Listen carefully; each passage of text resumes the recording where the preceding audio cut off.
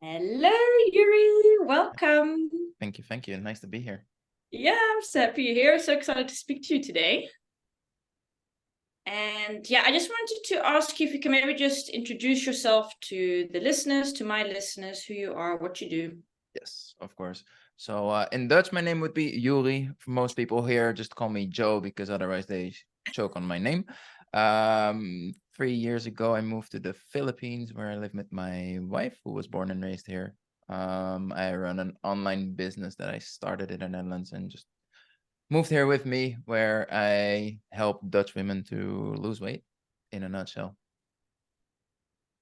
Yeah, and today I really want to talk to you about all the mindset stuff because I think it's so important. That's why I thought it was so interesting to speak to you also, because with my clients, it's really important that they work on their mindsets, that they can get out their comfort zone and find their dream career or business. But I think it's exactly the same with losing weight, with any goals, anything you want to achieve, your dreams, your goals in life, you need to work on your mindset in order to achieve those goals. Definitely.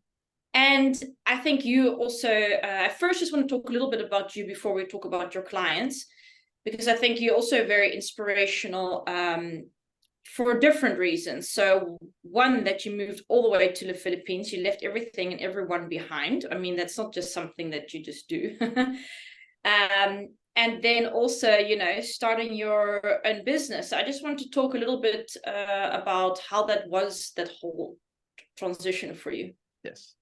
Well, starting the business went very naturally. So I was in my last year of college, and my classmate and good friend was like, well, I think we went to a seminar of some sort, and we were like, huh, this all sounds awesome. Maybe the two of us should just start something like a personal training studio with some online coaching on the side.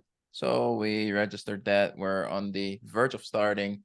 And then I was actually in the Philippines when that happened. That was great. The deal fell through because, well, we were trying to get an agreement with the gym so we could do the personal training there. That fell through, and he was like, all right, let's just go our separate ways. He will do his personal training and I will do my online business. Um, so starting the business was not very complicated in the sense that it just was a very natural flow. Of course, when that deal fell through, I did feel like everything fell apart, and I was like, okay, what did I just get myself into?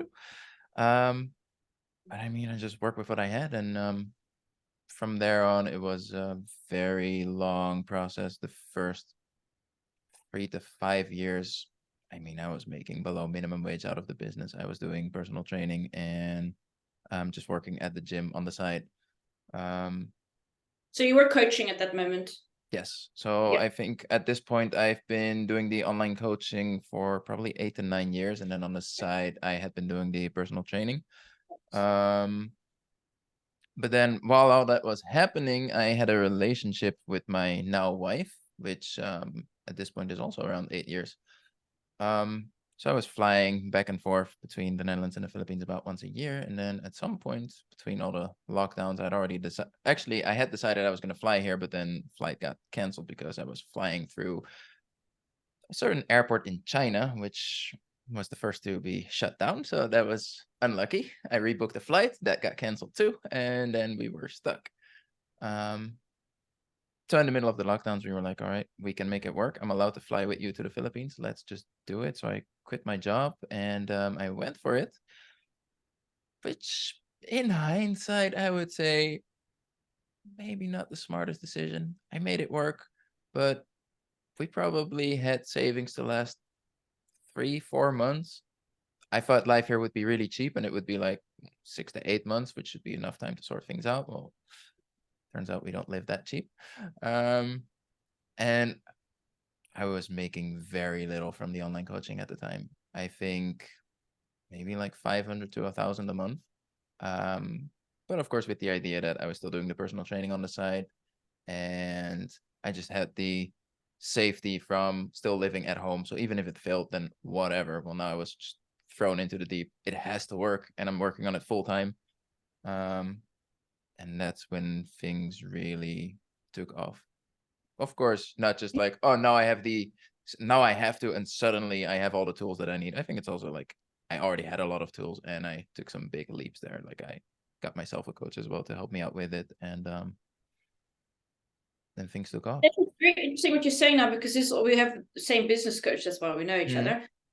What she also says, when the need is, when you're really desperate, when you need bread and food on the table, you will make sure you get clients. And I exactly. think maybe, and that's the same with anyone trying to achieve the goals or losing weight or anything. When the need is really, when the pain is, there's real pain and there's really time pressure, then you're gonna achieve what you want to achieve. I was very aware of it. Like living at home, I knew realistically there were no consequences of me failing. So I knew that in a sense I was holding myself back by staying there, which is part of the motivation why I wanted to get out, which because of lockdowns took like 2 years longer, 1.5 years longer. But still, like at that point, I realized I just need to get out of here to really make this work because at this rate, it's just, I mean, I was already working on it for like 5 years at that point.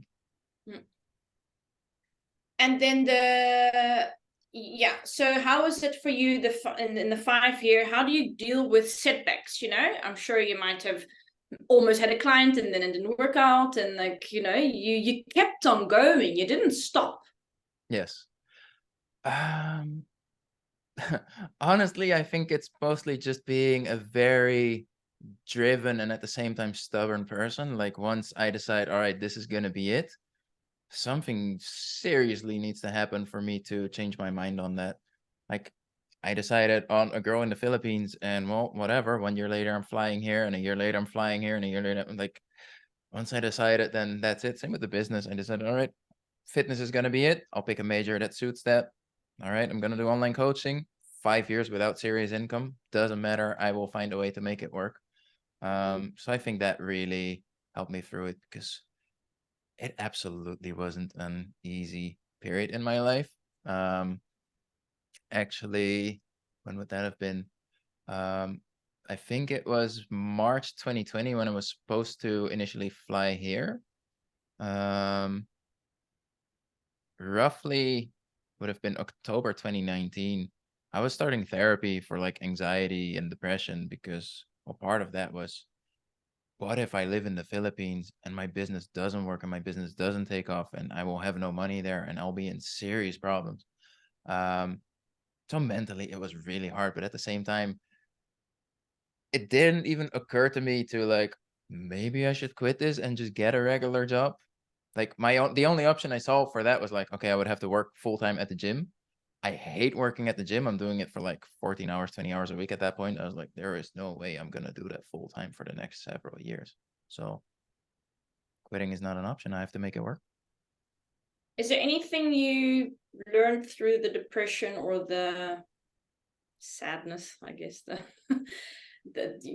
and to because sometimes they say when you go really deep down in life and you really feel terrible, and Yes. sometimes that's where the golden nuggets lie, or you learn something from that experience.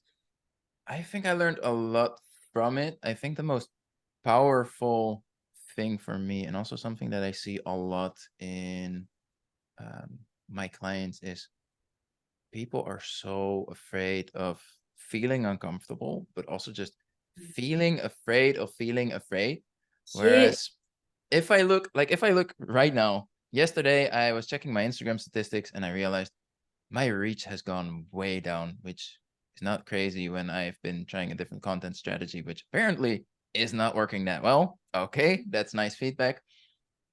But before I would have panicked, like, oh no, my reach is going down. I won't have clients anymore. Everything is falling apart. What do I do now? Maybe I should get a job again. Things like that. Whereas now it's like, okay, something is not working. What do I need to do to make that happen? So that discomfort is just feedback like, okay, something is not working and I need to take action on that. And Wow. that has been the biggest change for me by far. Sure. Yeah. So you deal, because life doesn't change, but you change. So you deal with your obstacles in a different way. Definitely. Wow. And was it for you in any way difficult to go live on Instagram, to show your face, to be there, to be posting every day? Did you have a lot of like things like, what are people gonna think? What are my family, friends? Mm. Um, nowadays I really don't care. I find it quite hard to actually look back on how did I feel about it back then? I'm guessing I didn't feel great about it because one of the diagnoses I got was social anxiety, so that probably doesn't help. But I remember actually one of the assignments I um, agreed on within therapy was like, all right, I'm just gonna go live on Instagram and practice with being on video. So I think I did that like once a week. I would go live for probably 15 to 30 minutes, just to practice that.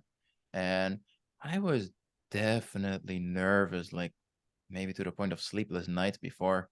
Um, but I did it. Like I had the accountability at that point to do it anyway, even though it's scary. And eventually I got used to it. If you just do it often enough, Yeah, it first it's gets easier. scary, then you start kind of having fun. And at some point it even gets boring. And boring is where you want to be because then it really doesn't matter anymore. Yeah. I just want to quickly go back to the feelings because I think that's so true that we're so scared of pain. We're so scared of feeling uncomfortable feelings. We just want to feel happy feelings all the time. But yeah, maybe we shouldn't strive for that all the time, and that it's okay to sometimes feel the pain and let us teach us something and move forward, instead of being so scared of it and therefore not daring to make a change in our life or get out of our comfort zone. I think that part is probably 99% of what my coaching revolves around. Like most people's idea of weight loss coaching is, okay, I get a coach, I get a trainer, he's going to tell me what to eat, how to exercise, that I need to walk more, that I probably need to sleep a little better and drink more water. That's it. Um, it's just very short-sighted because most people know what they should be doing. They just have no idea how to actually consistently keep doing it.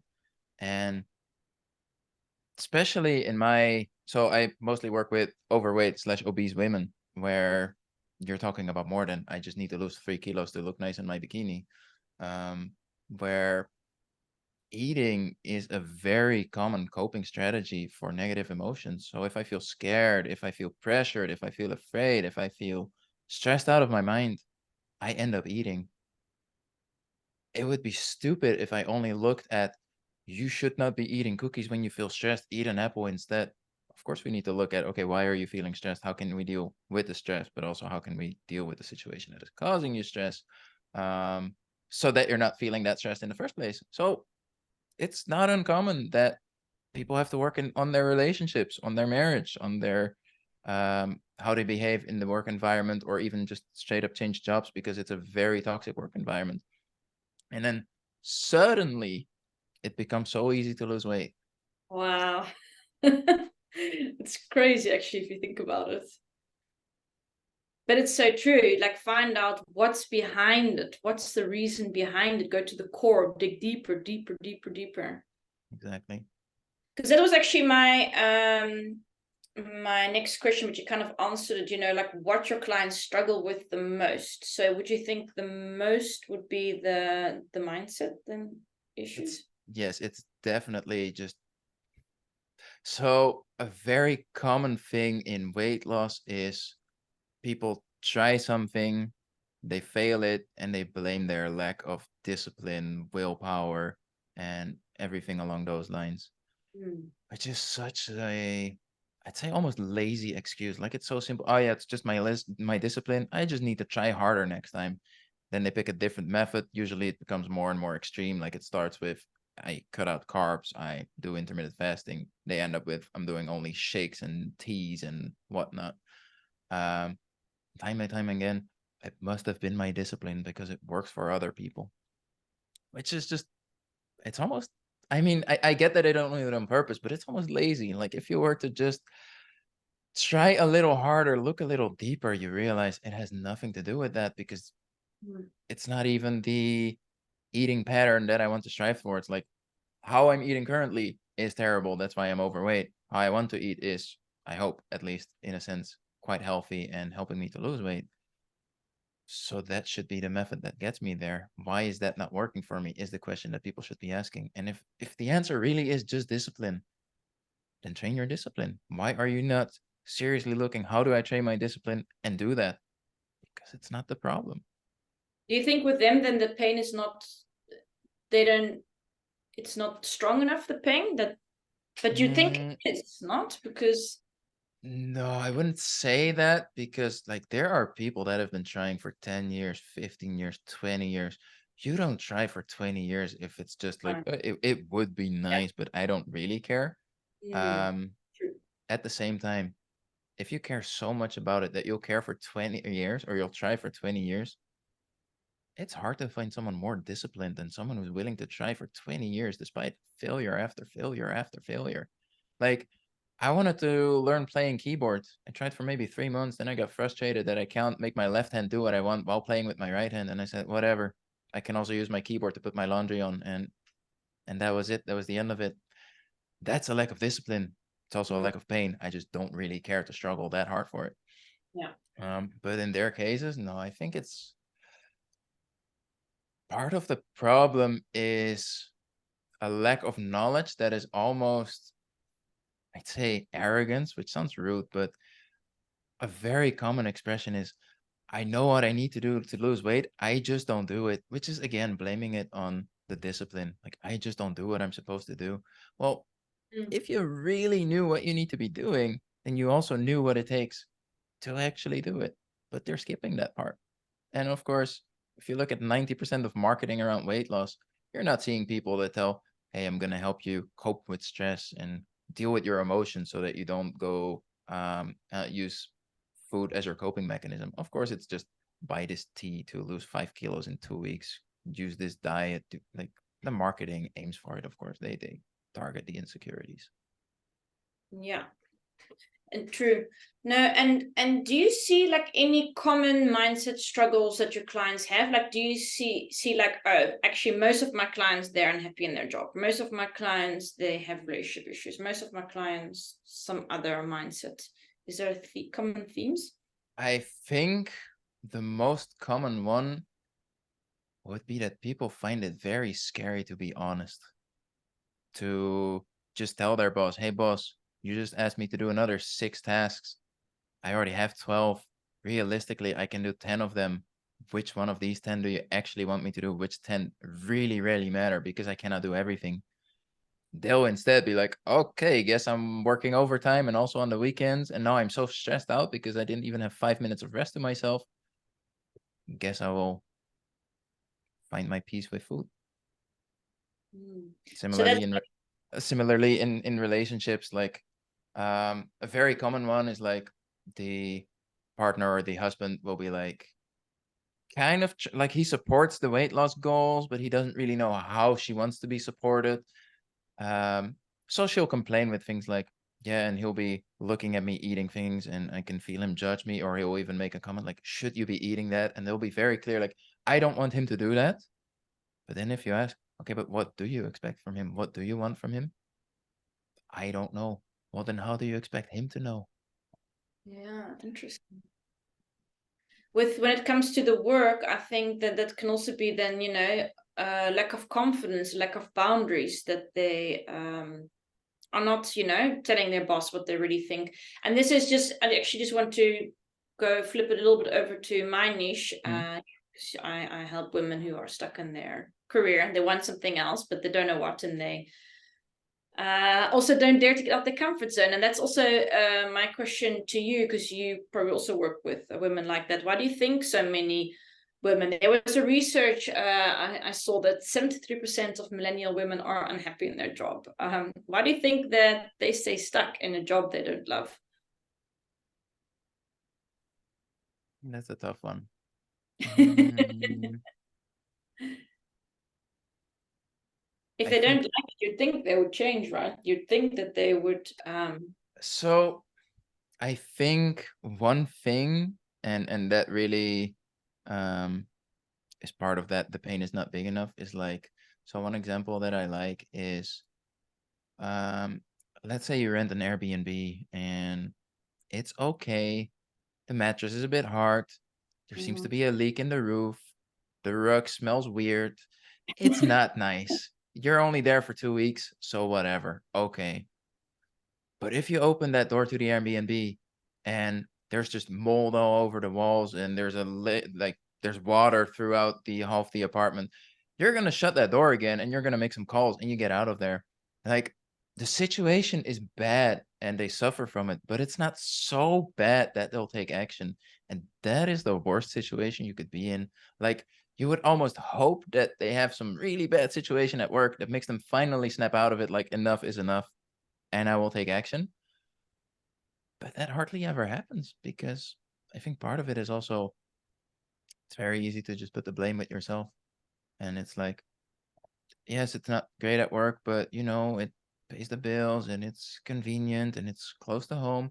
I don't really like going there, but it's also because I don't really, protect my own boundaries and speak out about what I find important, and they get trapped.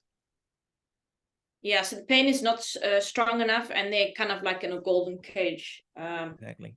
Yeah, they have security, they have a good paycheck. Do you feel like your clients changed since they became a mom? Since I mean, that's a tough question, because generally that doesn't happen throughout the coaching. Although I must say that there are some that have to put a hold on it, because coaching during pregnancy is not very interesting when you're doing weight loss. Do they change? I just see that with my clients, that maybe they realize that they have been working in a very masculine energy company, and they feel like they just want more feminine energy, being more creative, just more with the flow. Yeah, maybe also starting their own business. I think, okay, how I can look at it is the clients I have with kids and without kids. And in that sense, I definitely see it that the ones without kids are a lot more career driven. Yeah, Whereas, like, makes one of the common motivations for the ones with kids is, I want to set a good example for my kid, and I need to take better care of myself so that I can take better care of my kid. Um, Whereas for the ones without kids, goals are usually like, um, it's holding me back physically, like I'm less confident because of my weight. It doesn't match the person that I am because I have a very successful career, but then I also have weight loss goals and I'm not successful with those. So I think there is a shift in goals. Now I'm curious to see if that also happens, that the ones that currently don't have kids, if they end up having kids, if that shift actually happens. But well, that's yeah, tough, because at that point I already coached them, so true. it doesn't Yeah. apply anymore. So when have your clients reached their goal? So how do you get your clients from A to B? When do you know, okay, they've achieved it? What? Okay. Well, that mainly depends also on their goals. So on the outside, I market it as just weight loss coaching, and we're going to do whatever it takes to lose that weight. But um, what happens a lot is that at some point during the coaching, they realize, okay, so we usually start with like 4 to 8 weeks where we really work on the lifestyle itself. So everything, nutrition, sleep, exercise, etc., etc. Um, After that, we have to go deep and work on the whole, okay, what needs to change in my head and in my life and in my mindset to actually make sustainable change here. Usually when we reach that point, there is also a shift in goals. So what starts with, okay, we're gonna do this for 20 weeks. I want to lose like 6 to 10 kilos within that time. I mean, great, we can achieve that. That's no problem. But after 10 weeks, they reach a point of, the weight loss is happening if I just keep doing what I'm doing, and it's not that difficult. So now I can look further ahead. Like, okay, what do I really want out of life, really? So then there happens a shift in goals usually. Um, for example, like, better communication within their relationship, um, going for a promotion at work, or just um, being more, what's the word, assertive in their work environment to really have their boundaries respected. But also just simple things like, one of the benefits as a business owner is, for example, focus is a very interesting topic to me. Yeah, I don't think you're gonna find any entrepreneurs like, I've never looked into that. I just do whatever and hope that it works.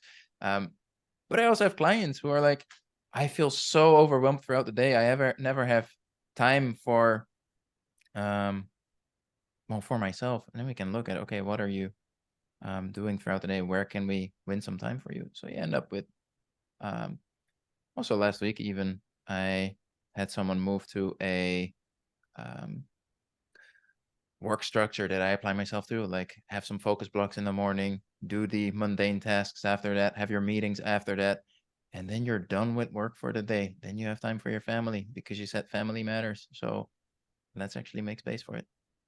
Yeah, I think it's so important to focus when you want to achieve your goals and dreams, especially in this day and age. We are so bombarded with social media and with emails and with this and that, and also with your own feelings, which can stop you. It procrastinates you from reaching Hmm, your goals and in your dreams, because the whole time you're distracted by other things. I think that's one of the first things that's really important.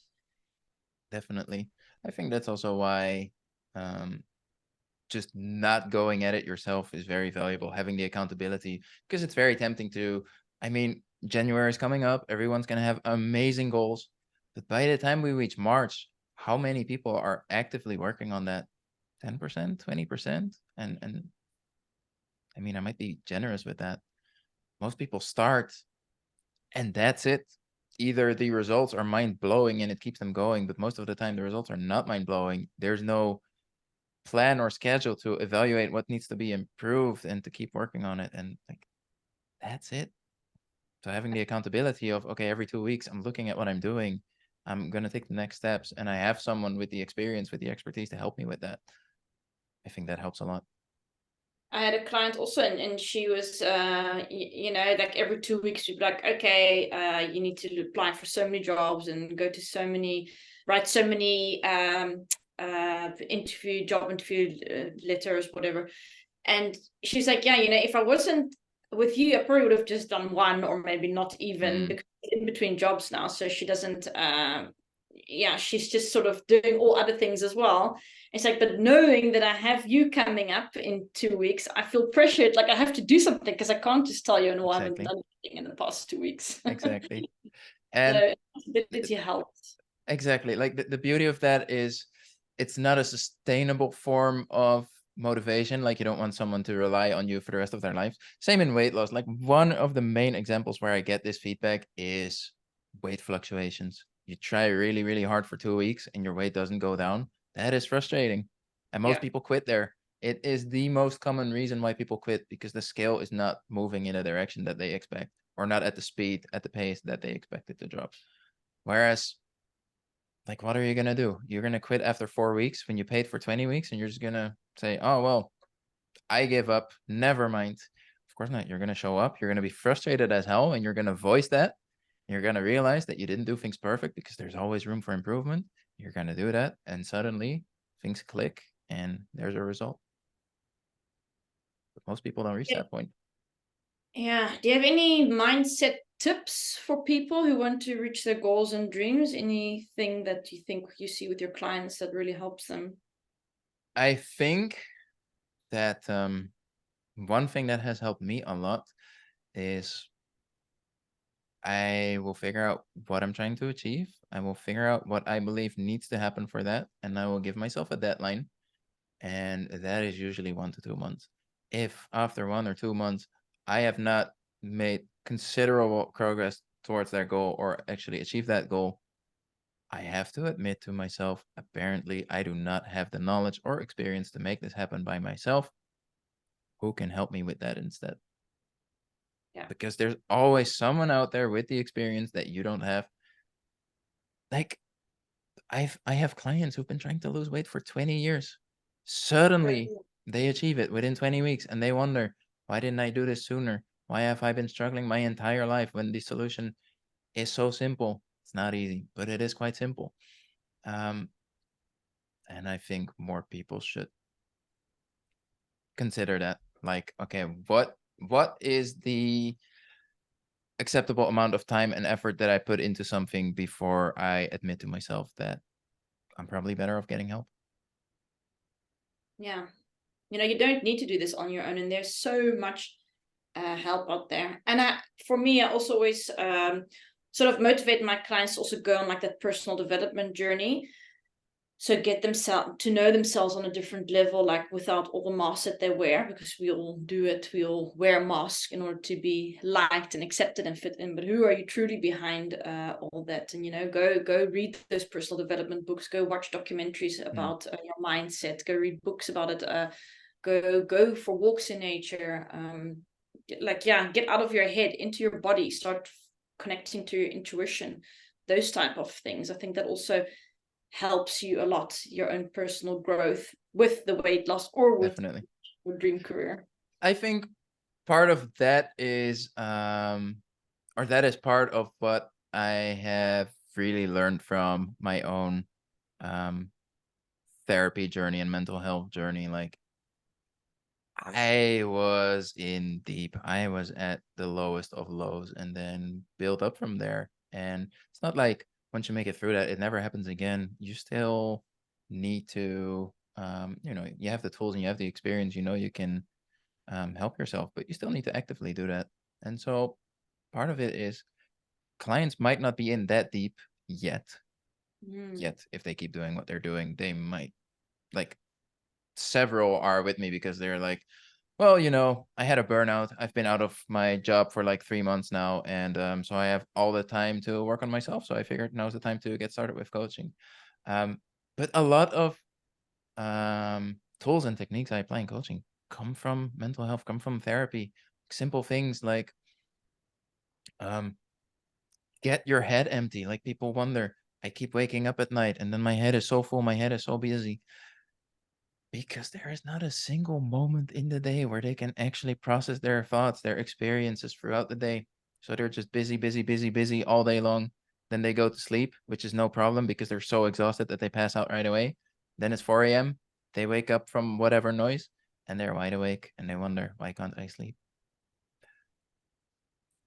So what do So, you advise them to do to get to, not to be so busy all the time? so as simple as have time in the day to process your thoughts and to wind down, which for some is going for walks, for some it's um, just having the time to actually talk with a friend or their partner or husband or whatever. Um, a tool that I really like is to just write a brain dump, journaling, whatever you like to call it. Um, Basically, get everything out of your head, ideas and thoughts, and get it on paper, get it out of your head, because you're just repeating the same things over and over again. And it's such a waste of energy, which is the exact energy that they have a lack of when it comes to weight loss. It's like you can only do so much, and the things you need to do for to lose the weight take a certain amount of energy. With the right tools and coaching, we can make sure that it doesn't take as much energy as someone who's like, I'm going to do keto and check every gram of carb that I'm eating. Um, but still need to have a life with stress levels where you can have the extra stress that comes from making the lifestyle changes and losing the weight, which means you need to have time to relax, to process your thoughts and experiences. So true. I love journaling, and I can really feel the difference if I indeed go for a walk on the beach or go for a walk in nature to just switch your brain off a little bit. Exactly. It's yesterday I was giving a workshop and there was a lady that was just out of her third burnout. So I sometimes also wonder, how we can prevent this from happening, and also for so many times that must also be. I can imagine you might have also had clients who maybe also 3 times they got back into the wrong rhythm again. So maybe they lost a lot of weight, but then something happened in their life, and then they gained it all again. Like the same things happens as a sort of like a pattern. Definitely. I think so, especially in the context of burnout. Like, I get quite a few women who start with coaching who either had one or are in the middle of it. And indeed, like, burnout is such a good example of, you can only go in two directions. Either you start changing the behavior and the patterns that caused it in the first place, or you're going to do the exact same thing and you'll be back here again within 2 years. Yeah. And sadly, for most people, it's the second option. First burnout leads to a second, leads to a third. And maybe on the third, they're like, huh, maybe something needs to change. And I want to end this podcast with maybe you have some just last words of advice to women who are listening right now and who are just really feeling stuck in their life. Any last piece of something you would like to tell them? I think to really take the earlier advice to heart, like, okay, if you've been working on this, if you've been struggling with the same problem for, let's say, longer than 6 months, that should really be the longest acceptable amount of time for you to struggle on the same problem without serious progress. Find someone who can help you with it. And you don't have to just Google a random coach and be like, I'm going to jump into its program right away. You have podcasts like these. You can, like, for me personally, I have a podcast with probably 135 episodes at this point. People can binge my content for tens of hours and realize either, this is the exact information I needed to achieve what I'm trying to achieve, or this sounds very valuable. I don't know how to apply it for myself, but at least this person is the right person for me and I will contact him. Like, stop struggling with the same problems for so long without progress, because you are destroying your confidence with it. Like, the repeated failure is just, like, people, when they start with me, their confidence is so low because they've been trying for so long and failing so often. And like, the longer you struggle, the harder it's going to be, because you're creating new patterns, you're creating new habits, just not the good kind. Like, one common habit or common pattern in weight loss is, well, I failed. Today is ruined. I'll start again on Monday. That is not a good pattern to have. Yeah, really valuable words of advice. Don't wait. Get help.